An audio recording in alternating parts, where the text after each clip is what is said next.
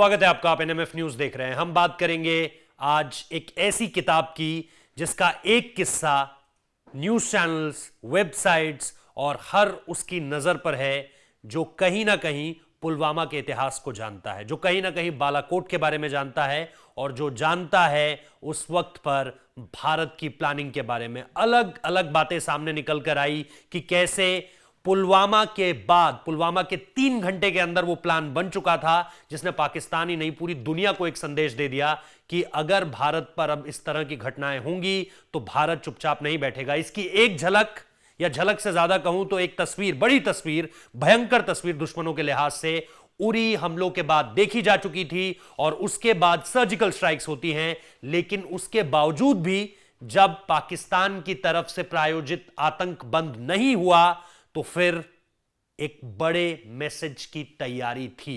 पुलवामा 14 फरवरी 2019 और उसके बाद महज 10 से 12 दिन के अंदर भारत का जवाबी हमला, और भारत के जवाबी हमले में नक्शा कुछ इस तरीके से बताता है। वो जो आप इस तरफ एक नारंगी गुब्बारा देख रहे हैं वो आपको यह बता रहा है कि बालाकोट कहां पर है, और यह मध्य प्रदेश का हिस्सा जहां पर हमारी इंडियन एयरफोर्स का ग्वालियर बेस था। यहां से चुना जाता है 12 मिराज 2000 विमानों को, मिराज 2000 12 विमान, और इन्हें बालाकोट अटैक के बाद अब जो इनका कोड नेम है, या कोड नेम से इतर जो इनका कूल नेम है, उसे कहते हैं बालाकोट बॉय। इनका नाम अब मिराज 2000 से ज्यादा बालाकोट बॉय के नाम से ये जाना जाते हैं। 12 विमान उड़ते हैं, 4 स्पाइस बॉम्ब लेकर, 3 एक्यूरेट उस पोजीशन पर गिरते हैं जहां कम से कम 200 आतंकियों के मारे जाने की खबर सामने निकल कर आती है। ये यहां से बालाकोट तक जाते हैं पाकिस्तानी रडार को चकमा देकर, और वापस भी आ जाते हैं। इस ऑपरेशन का नाम था ऑपरेशन बंदर। जी हां, यह नाम क्यों दिया गया इसके बारे में बाद में बात करेंगे। लेकिन एक किताब आई है, यह किताब जो आई है, इस किताब में पूर्व उच्चायुक्त अजय बिसारिया, जो उस वक्त पर मौजूद थे पाकिस्तान में, इस्लामाबाद में, और इनके पास किस तरीके से फोन आते हैं, इनके पास किस तरीके से जो है वो बार बार पाकिस्तान की तरफ से गुहार आती है। हिंदुस्तान में दिल्ली उच्चायुक्त में बैठे इनके काउंटर पार्ट, जिनका नाम सोहेल महमूद है, वो उस वक्त पर अजय बिसारिया को फोन करते हैं और कहते हैं कि इमरान खान बात करना चाहते हैं। यह कब की बात है? यह तब की बात है जब अभिनंदन वर्धमान को पाकिस्तान ने अपने कब्जे में ले लिया था, क्योंकि इस हमले के बाद जब बालाकोट हो जाता है, बालाकोट होने के बाद कहीं ना कहीं पाकिस्तान रिटेलिएट करना चाहता था। आपको याद होगा वो विमान, F-16 विमान जो जम्मू कश्मीर के एयर स्पेस पर उड़ते हुए नजर आ रहे थे, और उन्हें हमारे MiG-21 विमानों ने दौड़ा दिया था वापस पाकिस्तान की तरफ। लेकिन उनमें से उस कहीं ना कहीं अटैक में, उस रिटेलिएशन में अभिनंदन वर्धमान का MiG-21 जो है वो पाकिस्तानी एक टेरिटरी में वो जाकर गिरते हैं, और वहां पर जब उन्हें पकड़ लिया जाता है तो फिर भारत एक्शन लेना चाहता था, और भारत ने एक्शन लेने के लिए 9 मिसाइलें पूरी तरीके से तैयार कर दी थी। ये 9 मिसाइलें पाकिस्तान की तरफ मुड़ चुकी थी।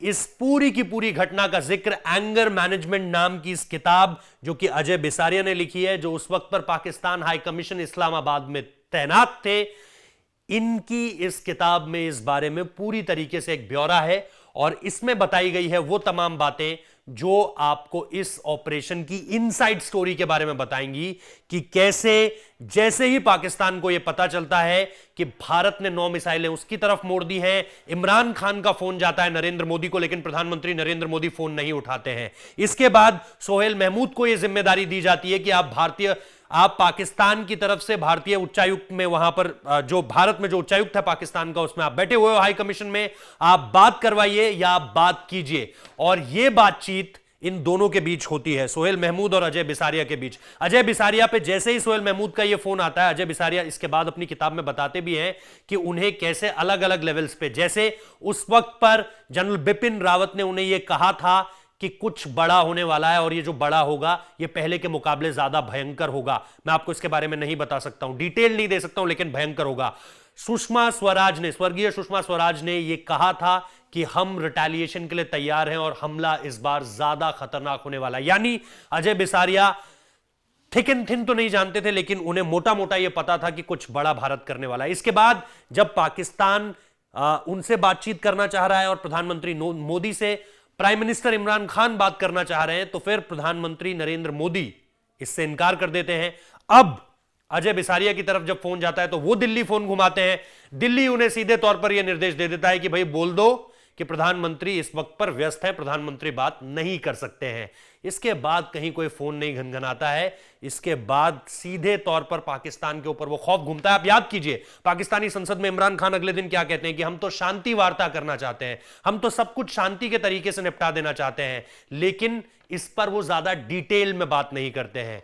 डिटेल इस पूरी की पूरी ऑपरेशन की, जैसा मैंने आपको बताया कि इस पूरी किताब में इस पूरी की पूरी एक एक डिटेल की कैसे इसको लेकर के अलग अलग देश के राजदूत जो है वो पाकिस्तान से बात करते हैं। पाकिस्तान कहीं ना कहीं कोशिश करता है कि इन सारे के सारे देशों के जरिए एक दबाव बनाया जा सके। आपको उस दौरान डोनाल्ड ट्रंप का एक स्टेटमेंट याद आएगा कि बहुत जल्दी सब कुछ ठीक हो जाएगा भारत के लिहाज से, और यह चीज कहीं ना कहीं बता रही थी कि भारत कितने बड़े हमले के लिए उस वक्त पर तैयार था। लेकिन पाकिस्तान कहीं ना कहीं उस दबाव के चलते और उस लड़ाई के चलते, उस लड़ाई की घबराहट के चलते कहीं ना कहीं बैकफुट पर गया। और उसके बाद हमने देखा कि अभिनंदन वर्धमान कैसे भारत वापस आ गए। 2 दिन के अंदर सारी की सारी चीजें हो गई।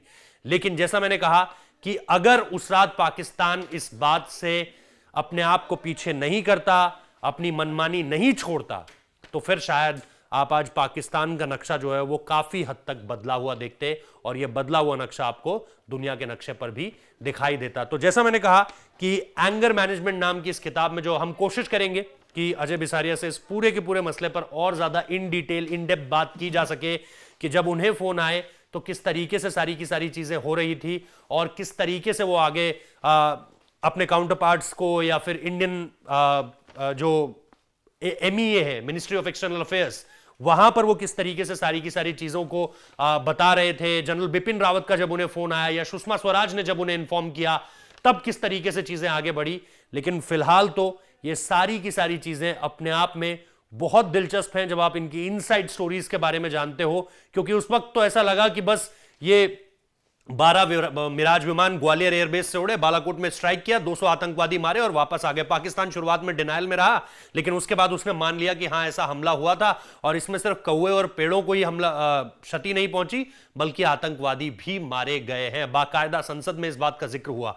लेकिन वहां से यहां तक पहुंचते पहुंचते आप जब इसकी एक एक परत को जानते हो कि किस तरीके से भारत ने यह सारा का सारा हमला प्लान किया था, इसमें कितनी तेजी थी कि 3 घंटे के अंदर ही सारी की सारी चीजें जो है वो जवाबी कार्रवाई के लिए एक तरीके से भारत पूरी तरीके से तैयार हो गया था, तो ये कहीं ना कहीं बहुत ज्यादा दिलचस्प है। इसके बहुत सारे पहलू हैं कि आखिर जब भारत के पास